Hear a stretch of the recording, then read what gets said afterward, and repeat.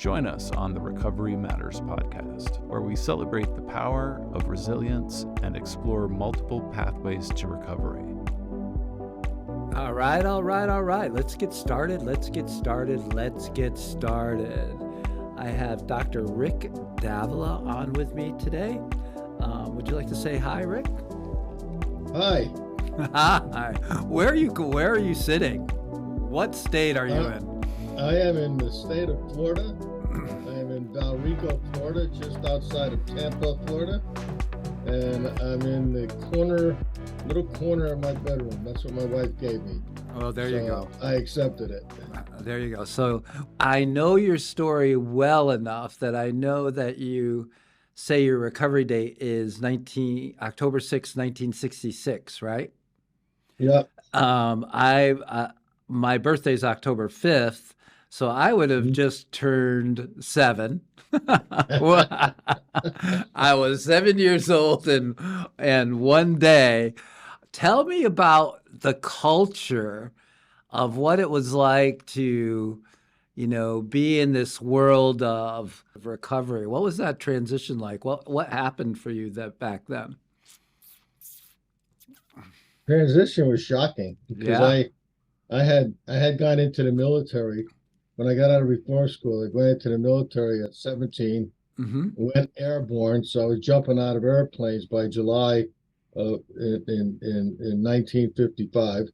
Wow. And I was 17 years old. And then but my drinking was like so intense. I became a regular drinker at 12 years old. Mm-hmm. So I was very, very involved. So I had 16. I came in to Alcoholics Anonymous when I was 28 for recovery. So I had 16 years of real drinking with a lot of different experiences. But every time there was an issue, I had been drinking. I had court martials in the Army, and I was just totally obsessed with drinking. Then they sent me to Germany, and I got a hold of that strong beer and some of the hard stuff, and it just I relate. It's funny too, because that I got into recovery when I was 28 years old as well. There's something I don't know about that year, but even at 28 in 1966, there had to be a completely different recovery culture. What was the recovery culture like, and how'd you find it? First of all, the recovery culture wasn't like, there were no treatment programs, right? They weren't out there. The word of mouth about recovery was not out there at all. Yeah. It was like, I came in and I just happened to have heard twice in my drinking something about AA. I was drinking. I worked for New Haven Railroad for a little bit, which was a dangerous job for the passengers. But I worked for New Haven Railroad for a while, and I remember I was a signal station operator in Norwalk. Oh no!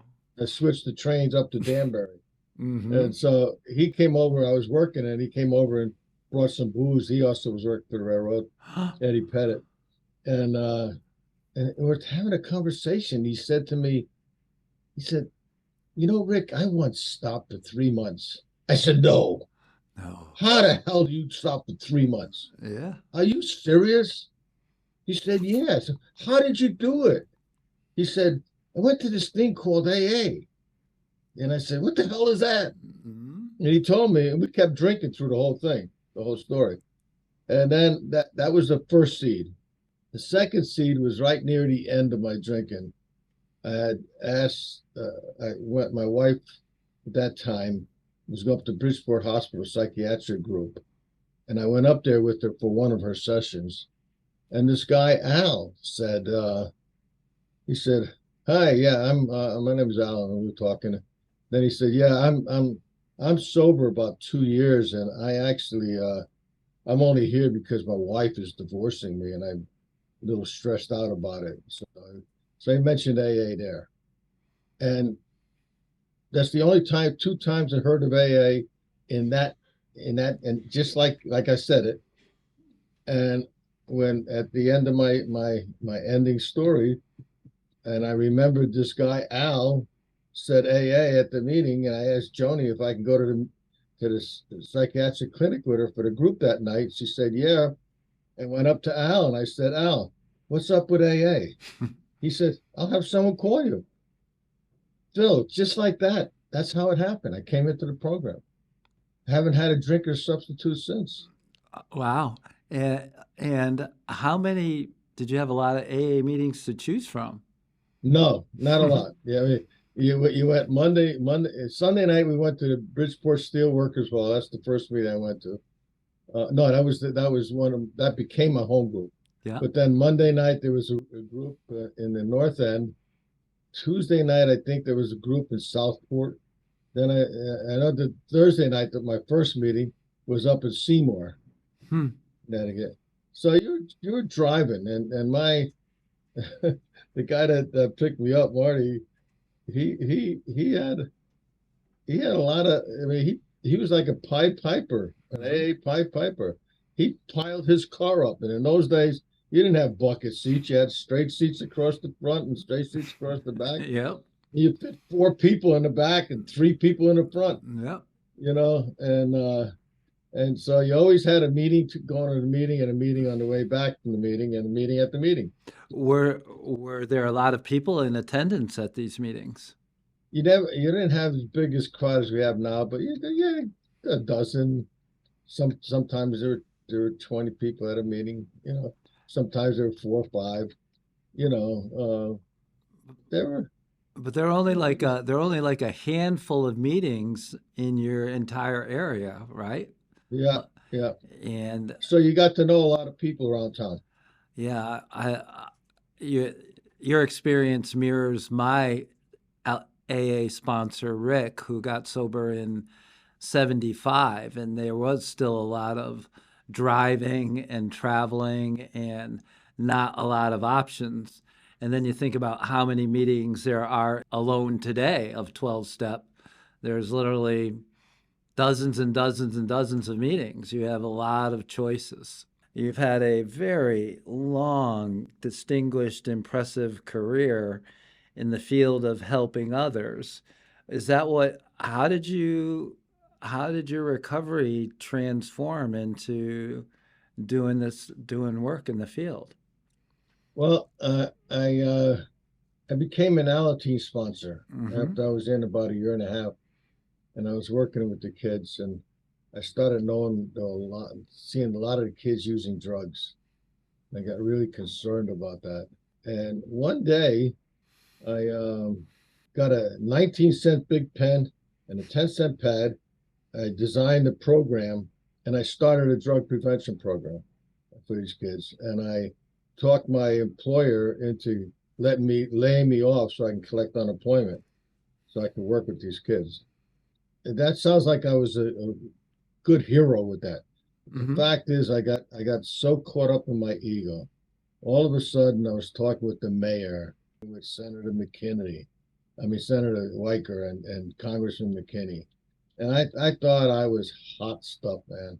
Had my name on the door, Rick Davila, executive director, and I got caught up in my power and ego because I was executive director, so I had power.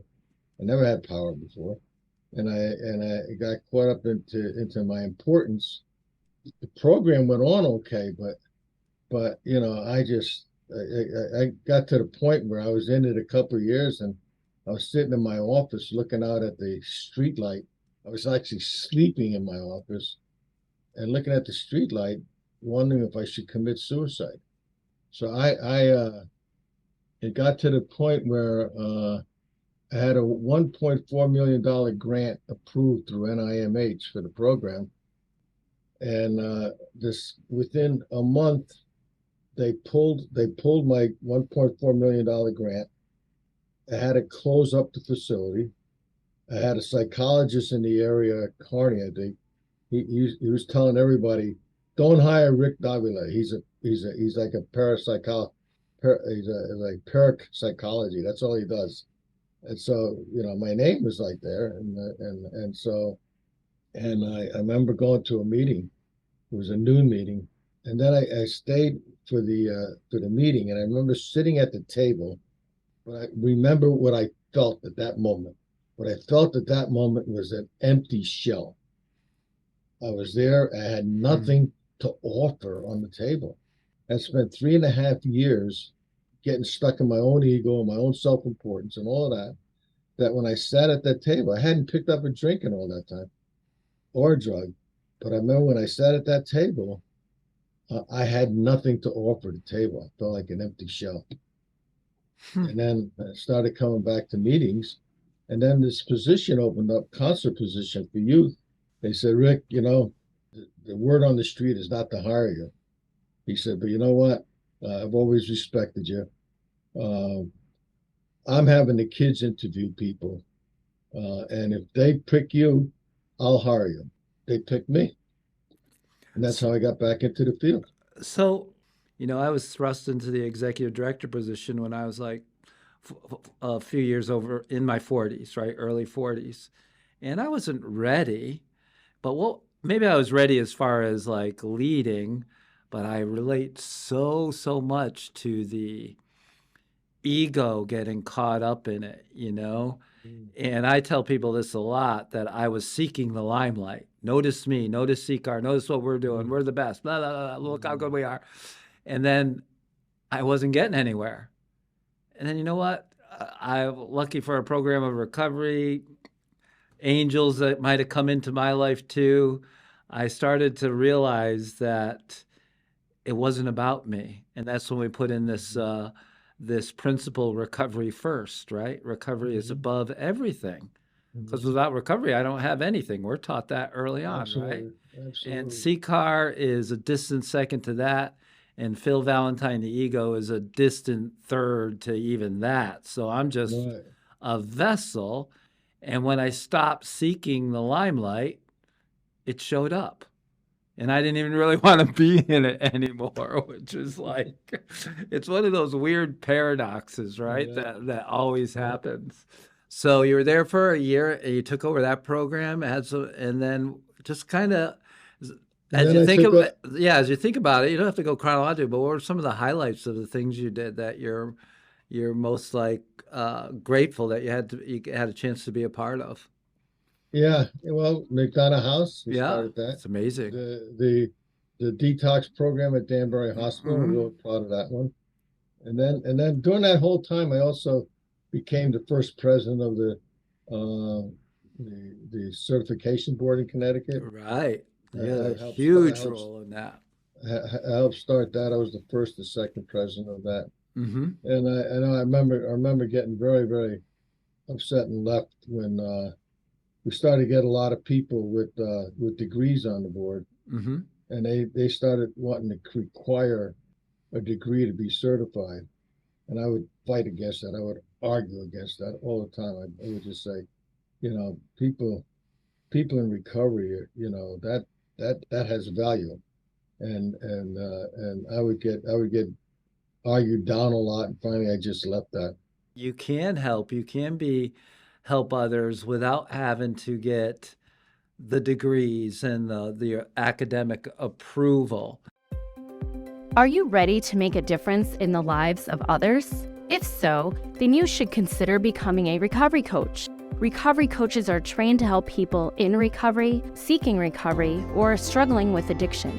They provide support, guidance, and resources to help people on their recovery journey. CCAR Training is the leading provider of recovery coach training programs. Our programs are designed to teach you the skills and knowledge, what we call the science, while giving you an understanding of your own art needed to be a successful recovery coach. We offer a variety of training options, most offered online.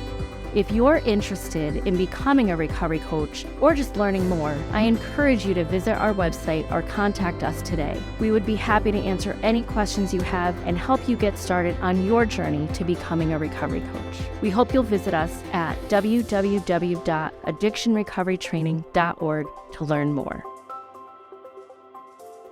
In the early days of certification for a counselor, there was an interview process, right? That was how you passed. And then that switched to a written test, right?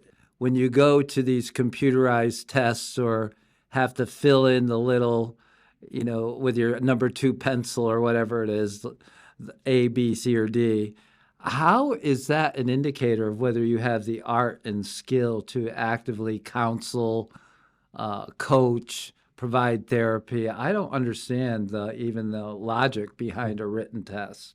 I got into recovery in '87, and early on I was on fire to like help and serve, and I thought I had some real gifts in, which I do, in the counseling, clinical therapist. I've always had the ability to ask good questions, right? Or what I think are good questions. Maybe that's just my ego talking. But I like to ask questions. I'm curious by nature. And so I thought I would think I would enjoy being a counselor. And then I looked it up to go to school to get a different degree than the one I had at UConn, then to have like 6,000 hours of supervision. And then I would get this, I think it was a CADC at the time. And I would make like $24,000 a year to start. And I had a young family, and I was like, you want me to do how long to become a counselor, to do this, to make this much? I can't even live on that. I mean, me and our family, and this was what? 24,000 was more than it is now. But let me tell you, it wasn't a lot of money back then either. Right. And so I didn't even know how people got into the field or why they got into the field. It didn't make a lot of sense. And so I just said I would just continue going to 12-step meetings and talking to people and asking questions. And, obviously my higher power had a different plan for me. How do you, in your personal recovery, how do you take care? So let's see, 66, that's 34 plus 23. 57 years. 57 years of recovery, which is remarkable. How do you take care of your recovery today? I go to a meeting every night. Do you still? A Zoom meeting. Yeah, well, you don't need meetings anymore. You're in recovery. Why the heck do you have to go to a meeting? Look at your recovery wellness plans. Connecting this to the recovery community. There you go. Well said. So you do Zoom meetings every night? Every night. I love that. And Sunday morning. Okay. And tell me, and I'll kind of give you one more question. You were very clear that early on, like Alcoholics Anonymous was about the only way known back in the late 60s, early 70s for a person with an addiction to alcohol to get into recovery, to get sober. What do you think of, so you would be kind of like that old AA big book thumper guard, right? The guardians of the traditions and all that. What do you think of multiple pathways? I love multiple pathways. What? I love it. I'm really clear. Listen, I'm really clear. Listen, yeah. I could be a licensed therapist, which I was. Yeah. I could be a certified alcohol and drug counselor, which I was. Yeah. I could be a sponsor, which I am. Yeah. But when I'm a recovery coach, I'm none of those. Mm-hmm. Okay. But I'm really clear that my recovery pathway is 12-step. Right. But it's not everybody's. So when I look at a continuum of recovery, 12-step comes up to here. That means all these other ways people are coming into recovery. Yeah. And the bottom line for me is recovery. Mm-hmm. And I think when you start saying that my way is the only way, now you're making it a fundamentalist religion rather than a recovery program. Yeah, well said. Are there any pathways you have difficulty supporting? Actually, no. Nice. In fact, I did a recovery coach training with a group of people which are on psychedelic assisted recovery. Yeah. I did that with a group in Washington, Oregon. Mm-hmm. And so yeah. Look at the bottom line is recovery. It's like I mean, my ex-wife who we put each other through school, she was a heroin addict, and she was on methadone. If she didn't have methadone, she'd have probably never made it. Right. Eventually, she got off, but the methadone was just what saved her life. Anything else you'd like us to know, Rick? I just that recovery is a good thing. Yeah. I have a passive recovery that I may have 57 years, but all they are is a collection of one day at a time. They didn't. 57 years just didn't happen. I agree. And that I had a lot of. I think that some parts of my recovery story is like some people's drinking story. Yeah. I made a lot of mistakes. I just know that I live my life now, not my story. Because my story was what kept me bogged down, even for years in recovery. My story kept me bogged down. It's important, but I don't dwell there. I dwell on my life now. Yeah, I think that's really, I love that wisdom, because to me it is about living in the day, right? It's not your story. It's just who you are today, and just living in the moment and being grateful for each and every moment.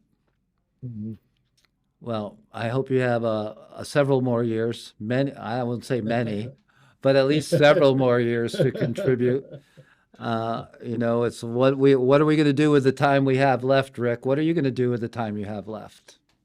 I just get back to recovery. I work on my own recovery and help others help anybody else that wants any help.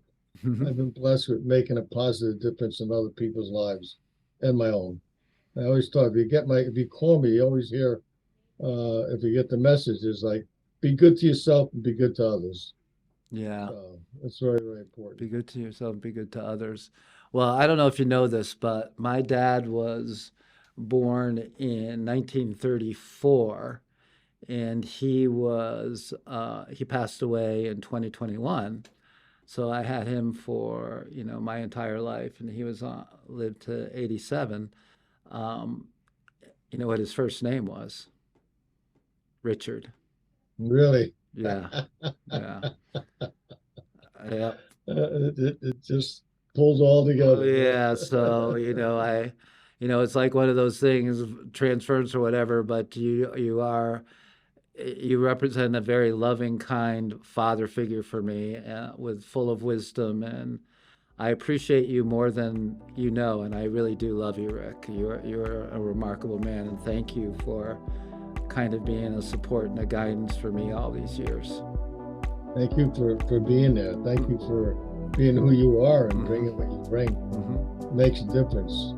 That was good to have you, and I hope you have a great rest of your day, and I'll see you on an RCP interview soon, I'm sure. Okay.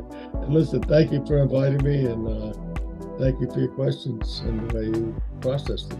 All right. Appreciate it. Peace. Peace. Bye-bye.